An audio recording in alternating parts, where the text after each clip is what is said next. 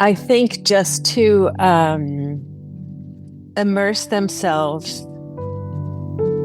into the ambience of what it must have felt like as a 7-year-old girl who is the protagonist, but is now close to 30, to see through her eyes what it must have been like to have her brother disappear, essentially before her own eyes. She was tasked, because Icelanders are very independent, they give their children, which I think is good and normally very safe. They give them a lot of free reign. And so they had gone down to this carnival as 7-year-olds. And Brynja, the protagonist, was told to watch out for her brother, just keep tabs on him because he's a little, young boy that's kind of running around. And so he didn't want to go up on this carousel ride. And she's like, oh, okay, well, just I got 2 tickets, but just wait here. I'm going to go up. Don't worry, I'm going to keep an eye on you. And so she goes round and round on this carousel. And finally, when it halts to a stop, he's disappeared.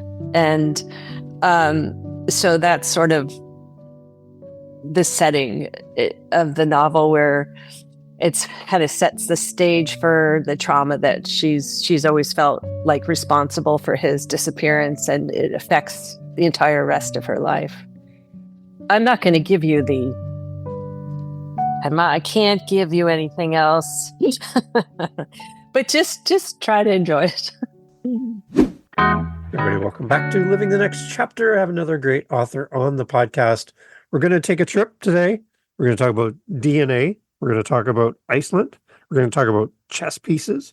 We're going to talk about a lot of great stuff on the show. Sarah's on the podcast. And it's cold where I am. It's warm where she is. Uh-huh. And she's going to bring that warmth here across the border to Canada today in the conversation. So, Sarah, welcome to the podcast. Thank you so much. It's great to be here. Thanks, Dave. Excellent. We alluded to where it's warm. It's obviously not where I am. Warm-ish. Warm-ish. Tell everybody where you are. We were a little spoiled here, I suppose. So, yeah, I live and work primarily in Southern California, although I do travel a lot, just in search of stories, essentially, or to do research, quote unquote, for my books. I like that. I would love to have that as a job title. Yeah. Travel in search of stories. That'd be a great job. Yeah. That's good. Yeah. So where do your travels take you? So I have been very fortunate. So most recently, when I decided to become a novelist, I decided to set my books in Iceland. And so I've been to Iceland multiple times, I guess about 7 times up until now. But I think I've been fortunate enough to be just about to every continent except for Australia, which I'm sort of saving until I get a little older, because I think it's exotic in its own way, but maybe more similar to the States, although I'm sure they wouldn't want to agree with that. Well, when you're ready to make a trip there, we've had amazing authors on the podcast from Australia. Yeah. I'm sure we could hook you up with some amazing people, get you to seize the sights and have some amazing new friends in the author world as well. That'd be terrific. And we have listeners in Australia, so wonderful. G'day, mate, Good night. everyone, all that stuff. Yeah. The shrimp on the Barbie, whatever all we say. Right. Yes, but that's exciting. So that's great. I'm really excited to have you on. Let's start, Sarah, with your author journey. How did all this start for you? Like, what was the impetus to become an author? Yes. How did you do this? Yeah, good question. So taking a step back, my first career was as a molecular geneticist at the University of California, where I worked for 25 years as a human genetic researcher. And our initial goal was to identify mutations or changes in the DNA that cause or contribute to various human genetic diseases, such as muscular dystrophy and Huntington's disease, and quite a number of rare diseases as well. So that sort of began 25 years ago, where we could actually identify what genes cause those diseases. And then it moved on to, okay, so how is that change affecting the cell or the tissue or the organ, and therefore the disease? And now we're sort of at the point of, what can we do about it? How can we treat it? And which turns out to be the most difficult aspect. So, long story short, I worked there for 25 years and I had a pretty severe health scare of my own. I was diagnosed with ovarian cancer about 14 years ago now. And at the time, of course, I was pretty freaked out and took a step back from research and just decided to focus on my health, which I did for a couple of years. And then I was at a crossroads with sort of asking myself, what do I do with the rest of my life? You know, do I go back into doing genetics or should I do something totally different? And I decided to take on a new challenge, which was to write a couple of books, fiction books, not, scientific, dry scientific books on genetics, although I do incorporate some genetics in the book. Nice. Okay, so who was in your corner early on in your journey as an author to give you guidance, to support you? Right. Like, who was that for you? So a couple of, I joined, I think the most helpful was joining a critique group. And this is, I think, primarily beneficial for first-time authors, where you're sort of, this is a whole new challenge and maybe you're not quite sure you know what you're doing. And so I would go every week and read a chapter out loud. Everyone in the group did the same and we would give feedback. So that was super, super helpful. Secondly, I had already decided to set my book in Iceland. And so I went to Iceland, not only to tour this company that they have, this DNA database company, but also to go to a writing conference. And so I was really helped by not only the people there who were very, very encouraging, and including the First Lady of Iceland. And so I actually have a pair of mittens that were made by her husband's, the president's mother. Wow. Yeah, they're kind of special. So they were very encouraging, and I thought, well, I'm just going to go for it. Okay, so beyond this company, which we'll get into a little bit, what else about Iceland draws your heart there? Like, why this particular place in this entire world?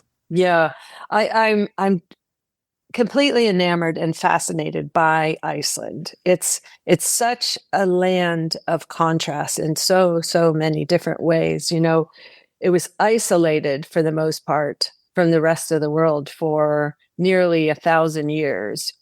And they've maintained their, people today can read sagas and stories that were written 1,000 years ago. So their language has stayed the same. And even though they're essentially an island of farmers, and they are now one of the most modern countries in the world that has incredible technology. And so you've got this contrast between them being sort of in the past and then also very quickly moving forward into using high tech. Secondly, it was the landscape, of course. It's really eerie, but quite beautiful and just draws you in. And then the people are at first can seem somewhat reserved, but are really so generous in spirit. And I've just made many, many friends there. And I've always got this pull to go back, but there are other areas in the world to visit too. That's a long way from California too. It is. It's quite a hike, right? Yeah, it is. But almost everything is.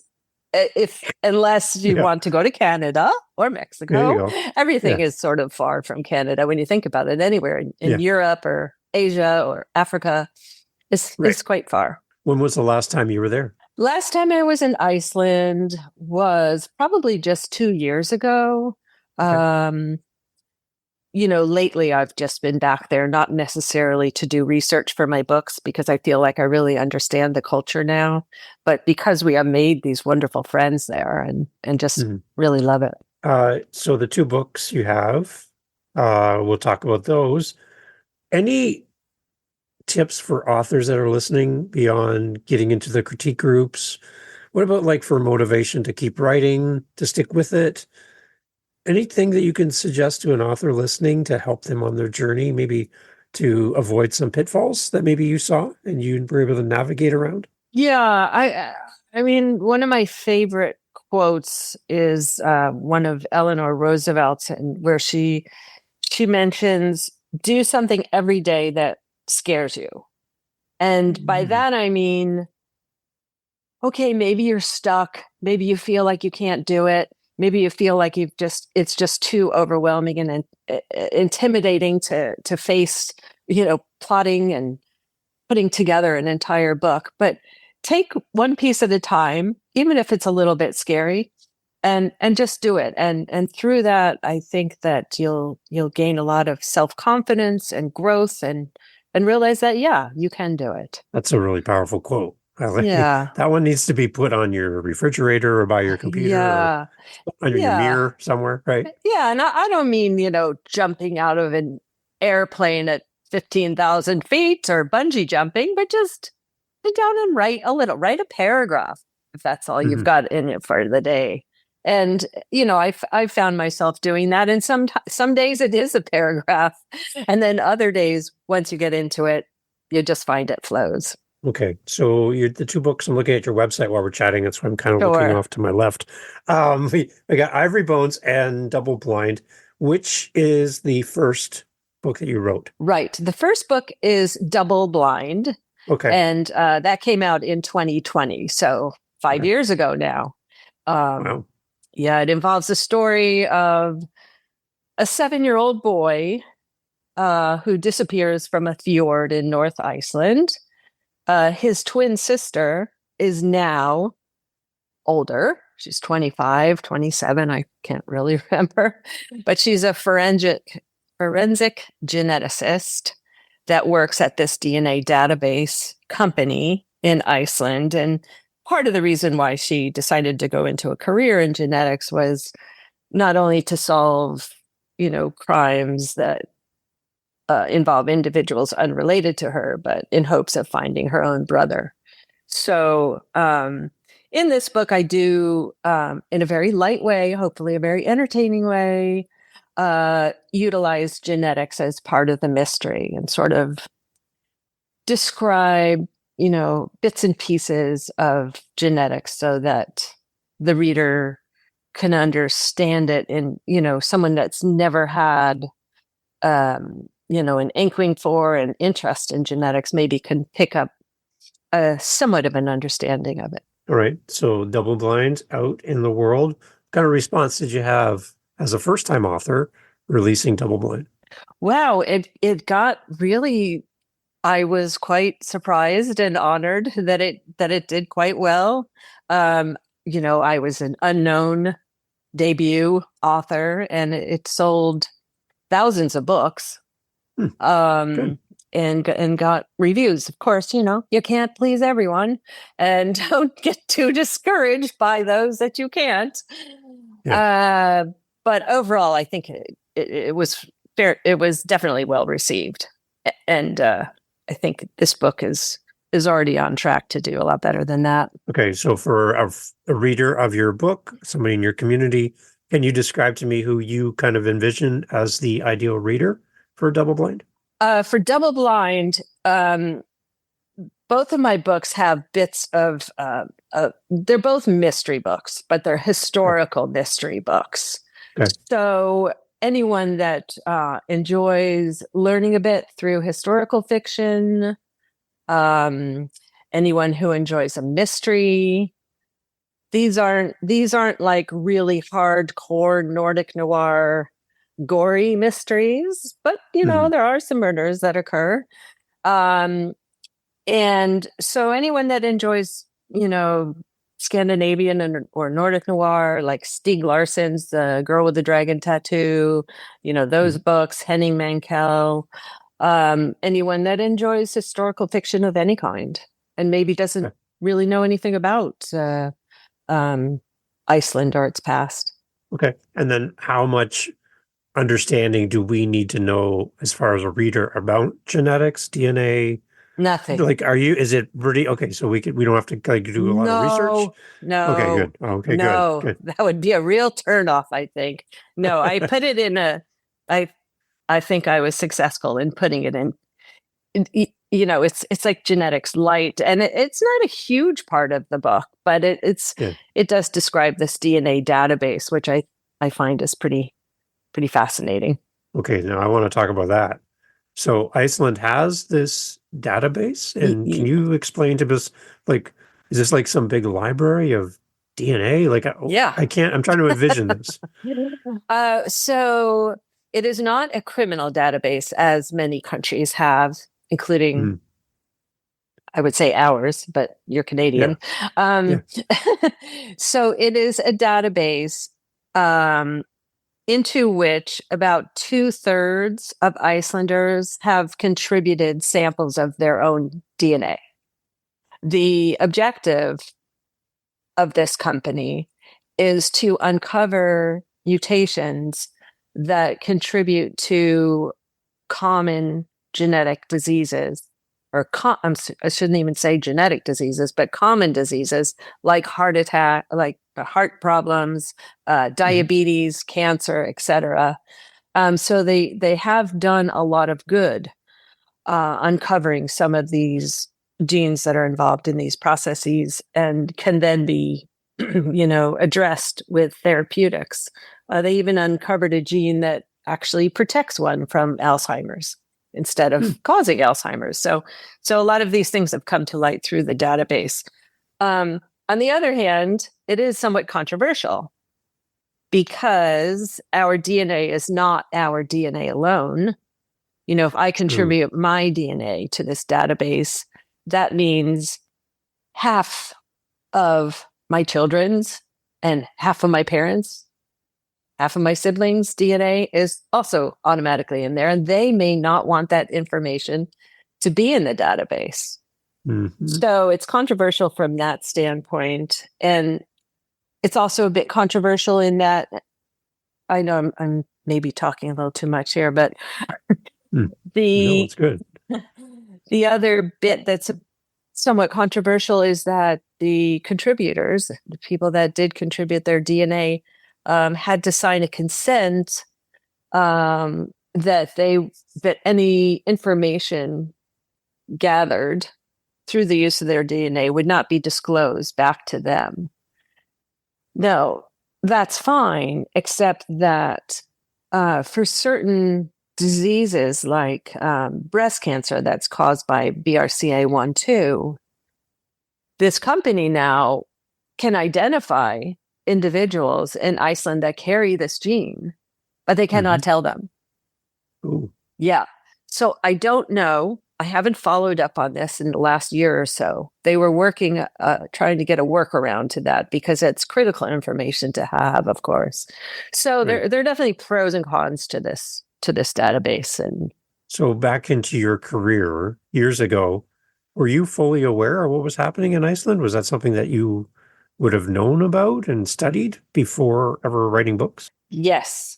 I happened to work next door. My office was next door to an Icelandic fellow and researcher. Of course. Yeah. Bogey. And so he was the one that told me about this DNA database. And he connected me with the CEO of the company, who arranged for me to have a tour of the company. Wow. And I thought, well, that's an opportunity that I don't want to pass up, just to learn about the DNA database itself. So I went to Iceland. I thought at the time just to learn about this DNA database. But just in being there, I just really felt this. I don't know. I must have some Icelandic DNA or something, because I just felt so connected to the culture and the people and the landscape. I feel so at peace there. And I just became enamored with the country, and as a it's also was the ideal location to set a murder mystery, because 2/3 of the population lives in Reykjavik, in the capital. That means about 150,000 people live in the entire rest of the country. So you'll drive like 30 miles outside of the capital, and you'll just come upon one like really remote farmstead, and then you'll drive another 10 miles and you'll see another one. And so I just thought, wow, this place is really, really ripe for setting a murder mystery.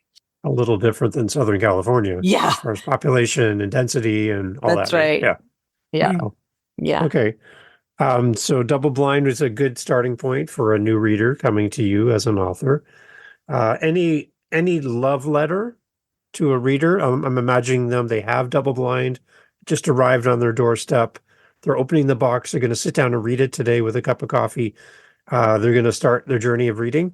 Before I open the book and start reading, do you have a love letter to that reader, specifically for Double Blind, that would make it even more enjoyable for them as a reader? Mm-hmm. I think just to immerse themselves into the ambience of what it must have felt like as a 7-year-old girl who is the protagonist, but is now close to 30, to see through her eyes what it must have been like to have her brother disappear essentially before her own eyes. She was tasked, because Icelanders are very independent. They give their children, which I think is good and normally very safe. They give them a lot of free reign. And so they had gone down to this carnival as 7-year-olds. And Brynja, the protagonist, was told to watch out for her brother, just keep tabs on him, because he's a little, young boy that's kind of running around. And so he didn't want to go up on this carousel ride. And she's like, oh, okay, well, just I got 2 tickets, but just wait here. I'm going to go up. Don't worry. I'm going to keep an eye on you. And so she goes round and round on this carousel. And finally, when it halts to a stop, he's disappeared. And so that's sort of the setting of the novel, where it's kind of sets the stage for the trauma that she's always felt like responsible for his disappearance, and it affects the entire rest of her life. I'm not going to give you the. No, don't give it all. I can't give you anything else. But just try to enjoy it. Okay, all right. So that's good. So, as a person listening to this, they're like, okay, I have my finger ready to click on add to cart, and now I just clicked add to cart. That book is on its way, and I'm going to leave you a great review as well as I read the book. Just so you know, that's what readers do. We help our authors by leaving great reviews. So we have Double Blind, right? Yes. We enjoying Double Blind, and then lo and behold, another one's out, Ivory Bones. Now, I am really curious about this cover. Can you fill us in on, like, who did this for you? Like, where did this come from? And then I want to get into these Lewis Chessmen. Yeah, I can show. You have some. Maybe I could show you the cover here. Perfect. My screen is a little bit off, but so hopefully you can see. You can see these are what are called the Lewis Chessmen, and they were carved out of walrus ivory from Greenland in the 12th century. And it's thought that they were either carved in Norway or in Iceland. So in my book, of course, I have them carved in the 12th century in Iceland, because there is evidence for that as well. Okay. I'm not sure I'm answering your question here. don't even remember the question. Yeah, but the whole idea, like, what is the Lewis Chessmen? Yeah. I have never heard of these before. I'm curious. I love history, by the way. Yeah. And I would have to say most people have never, unless you're, a fanatic, a chess fanatic, you probably haven't heard of the Lewis Chessmen. Okay. Although they actually have been featured in like Harry Potter films and on the cover of Agatha Christie novels. And so there are little tidbits of them out there in popular culture. So they were carved in the 12th century out of walrus ivory. They were then they disappeared to history for 600 years. No one knew what happened to them. They were discovered then on the Isle of Lewis in Scotland, in some crypt below a sandbank. Very random. On the Isle of Lewis in Scotland. So it's thought that whether they were carved in Norway or whether they were carved in Iceland, that they were on their way to some merchant or some nobility or something, and were then part of a shipwreck. So no one really knows. We do know that they are extremely valuable and that the British Museum has most of the hoard. They are worth, $1 to $2 million each. There are still to this day 4 pieces missing. It could be 5. One was discovered in 2019 in some old lady's bureau drawer after she passed away. Her son was like going through her belongings and thought, that looks really interesting. Let me take it to the museum, see what they think. And so it was sold at Sotheby's for over $1 million. It was one of the missing Lewis Chessmen. So, and there are still to this day 4 pieces missing. And so that is the crux of my historical fiction. I should also tell you about how these Lewis Chessmen tie into the murder mystery. So in 1627, the Barbary pirates, which were pirates that came from North Africa, raided the coastlines of the North Atlantic Sea, including Ireland, Iceland, England. So in 1627, they raided Iceland and took 400 villagers back to Algiers in Algeria to be sold as slaves. So in my book, there is a diary from 1627, or it's unclear at first whether it is an ancient diary, but it's a diary that was written in Icelandic that was found next to skeletal remains and one of these chessmen. So the diary is sent to the protagonist, Brynja, in Iceland because it's written in Icelandic and nobody knows Icelandic except for Icelanders. And so as she's reading through the diary, she's realizing, it is written by one of these captives of the pirate raid. And apparently this captive had hidden, sort of in a game of hide and seek, the 3 missing chess pieces on this island in Iceland. And so there are clues throughout this diary as to where these chess pieces are hidden. So Brynja, there are all sorts of people that are now wanting to get their hands on the diary to find out where the chess pieces are. And some of these individuals are not entirely noble, they want them for their own, monetary purposes, and they're sort of willing to kill to get, literally kill to get them. So Brynja traces the descendants of this captive from 1627, finds the family in Iceland by the use of the database, and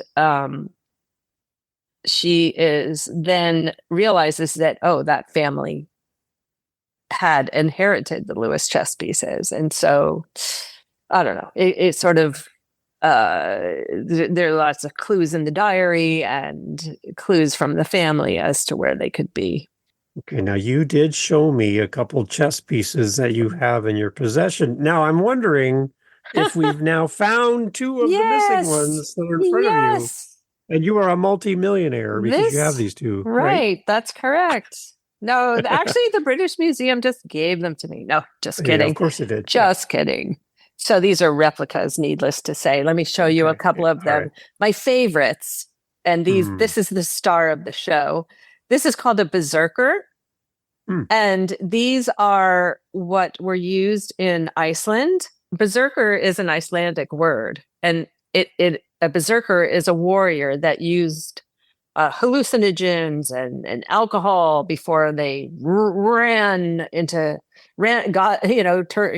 became berserk and ran into battle. And so you can see this little guy is like biting his sword and so forth. So these are berserkers, my favorite characters. Yeah. Here's a king. He's kingly. Okay. He's just holding his sword. And then the queen is almost my favorite. She's looking on like, oy vey. Like, what's going on here? And here's another one last piece I'll show you. This is the knight, and he is riding a horse that is really strikingly similar to Icelandic horses. The Icelandic horses, many people call them ponies, but don't call them ponies because they are full-grown horses. They're just happen to be very short and stout and have these long manes and really thick fur. So there's not only because of, the Icelandic word for berserker, the type of horse that's used there. This is the bishop, and the first use of the word bishop or biskup was for a chess piece was used in Iceland. So there's a fair amount of evidence that they were carved in Iceland. There was a woman that carved. See this piece here is called a crozier, which is the bishop's staff, and that is in the National Museum in Iceland. And that was carved in the 12th century by this woman in Iceland. And so she was a very talented carver, and so the chess pieces could well have been carved by her. So how realistic are those compared to what is the real thing? Are they the same size? Everything's exactly the same, or are they slightly different? The replicas. The replicas. So they are quite small, all of the pieces. I think the largest one is 4 inches tall. Okay. So they sort of range in size, like the pawns might be 1.5 inches up to like 4 inches. So, I mean, they're chess pieces, so they're not huge. I'd say they're sort of average. Hopefully this question doesn't give away anything from the book, but do we know what characters are missing from the set? Yes. We do know. There are 3 berserkers. Okay. And 1 knight. Okay. Yeah. All right. And one of the berserkers was the one that was found along with the diary and the skeletal remains. So now there are 2 berserkers and a knight that are left somewhere on this island in Iceland, hidden for centuries. And there are people looking for them. Was Ivory Bones, was this a fun book to write? It was a blast. Yeah, I really enjoyed it. Yeah. I really enjoyed it. I have always loved a mystery and sort of taking a group of, facts or circumstances and trying to fit everything, all the pieces into a puzzle so that it makes sense. And I think that's why I went into science in the first place, is that I like coming up with solutions by putting pieces together. And so Ivory Bones has all these pieces in terms of not only the chess pieces and, their history and how they were discovered and which ones are missing. And then how does that tie into Iceland and the raid on Iceland? And I really had a fun time putting the book together. Okay, so we asked you about the love letter for your other book, your first book. Your love letter now for a reader of Ivory Bones. Again, I'm picturing it in my hands. I'm ready to read for the first time. Beyond what we've already covered, what is your message to the reader about this Yeah. book? What can we anticipate from this book? Well, one of the things I enjoyed most, aside from, solving the mystery and, delving into the historical aspects, was this diary that I have interspersed throughout the book. The diary was written 400 years ago by a young woman, and I have it written in the first person point of view as if things are actually happening right in front of her. So it's not of like, oh, yesterday I went and I bought 5 eggs at the market. It's like, oh my God, what is sailing towards us from the sea? And, so I have it much more immediate. But the point I guess I was trying to make is that the character arc of the protagonist is really fleshed out in Ivory Bones, in part because there's this parallel story of what happens to this poor woman that was taken from her homeland, away from her lover, away from everything that she knows, and yet she survives. Oh, wait, I won't go into more detail there. Yeah. She makes the most of her situation, put it that way. Okay. And, she's had many things taken away from her, whereas the protagonist, Brynja, the present day protagonist, chooses to let go of things that are so precious to her because of her false beliefs in, either feeling betrayed or feeling that, because of her past, and I can't go into too much detail there either, that she's afraid that her DNA harbors some like evil. And so she cannot get into a relationship with this person that, she really does love. So there's this parallel story, and she learns a lot from this woman, this captive, and her story that allowed her to develop. All right. So it sounds like a real chess match. Yeah. Within the story itself, right? Yes. Yeah. Okay. All right. I gotta know, you have the 2 books out in the world. Is this the end for you? Are you done writing? Or are you No. gonna keep writing? What's happening with you? No, it's not the end. I Good. want this particular string of stories to be a trilogy. Okay. The 2 books that I've written thus far, yes, have many of the same characters. They're primarily set in Iceland. They, involve, mysteries of some historical mysteries. But they can be read independently. So for the 3rd book, I've already got implanted in my brain an idea to have a mystery set in Greenland. Because I think I've pretty much covered Iceland and Greenland, aside from the Inuits, of course, who initially populated and still do populate Greenland.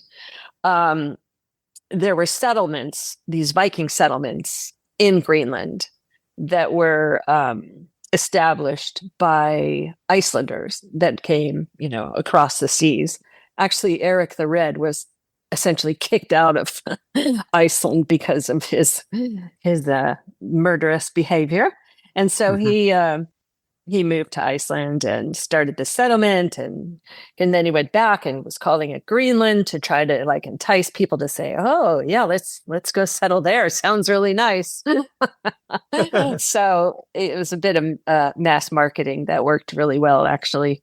Anyway, so I'm going to have this. I haven't fully formed the plot, but it will have some of the same characters. And it's going to involve the disappearance of some of these Inuit, some of the indigenous Inuits, because of this geopolitical storm involving, conflicting interests over, military rights there, over trade routes there, over mining of rare earth elements. And so we don't really know who is going to be responsible for the disappearance of these Inuits. I mean, I'll tell you by the end of the book. Yeah.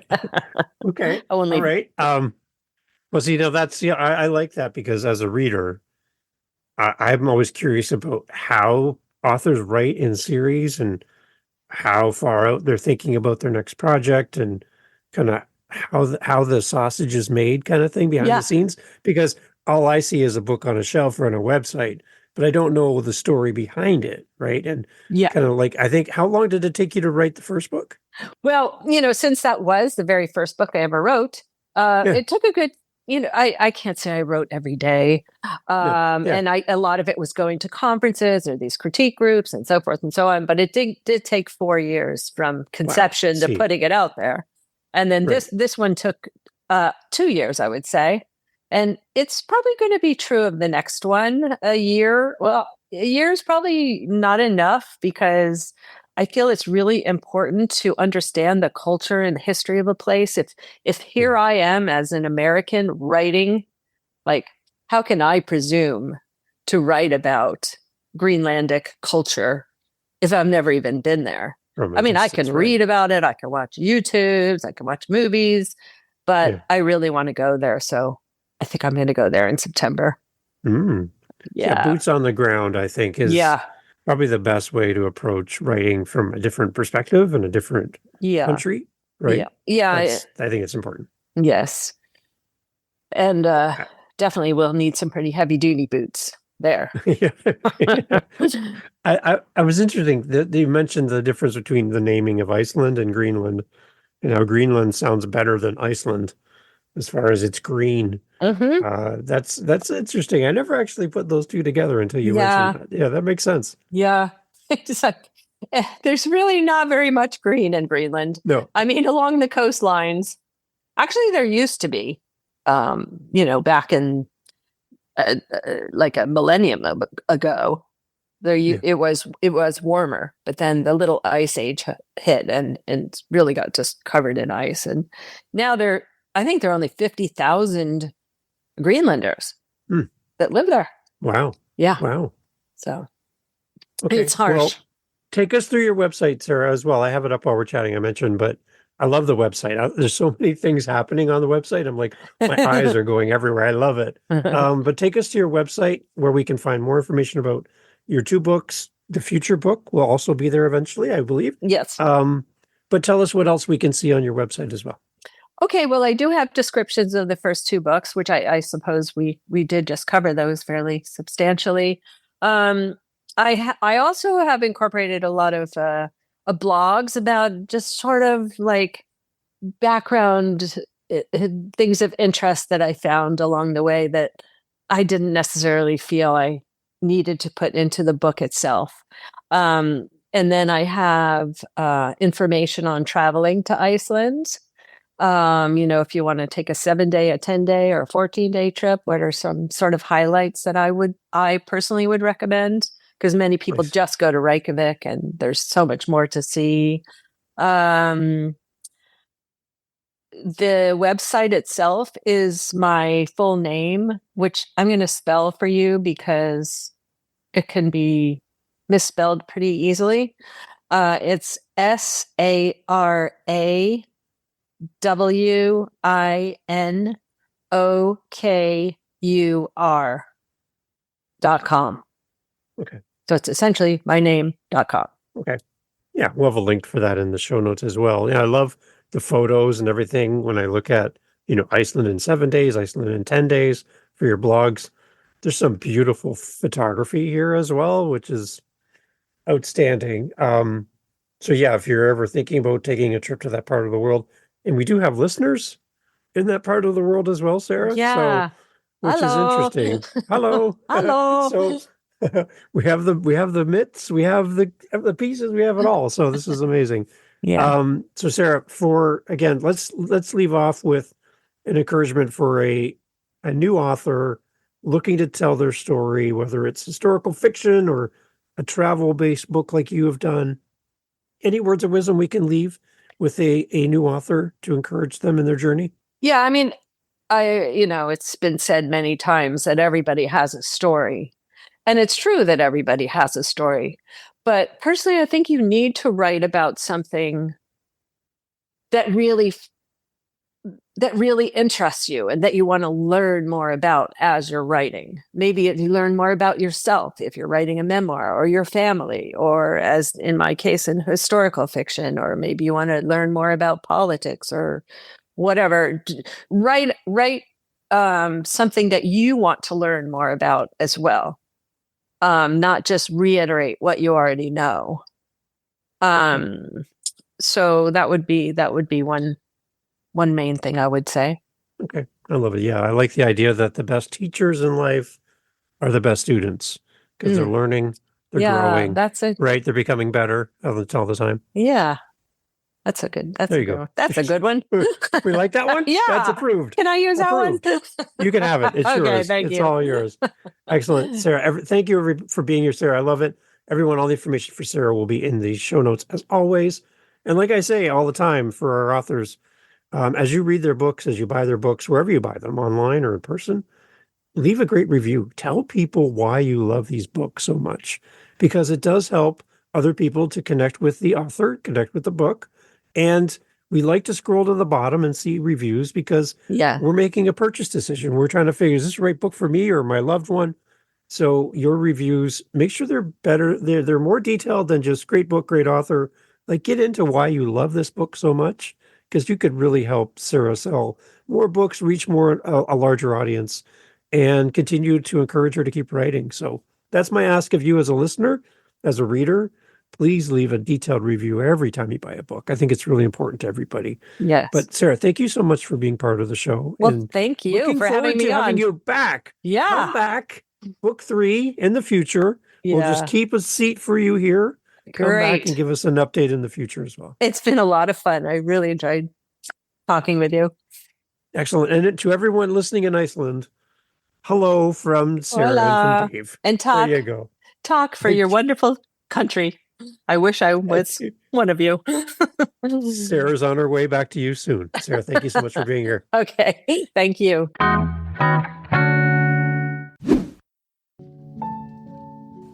Hey, thanks for being here for the Living the Next Chapter podcast.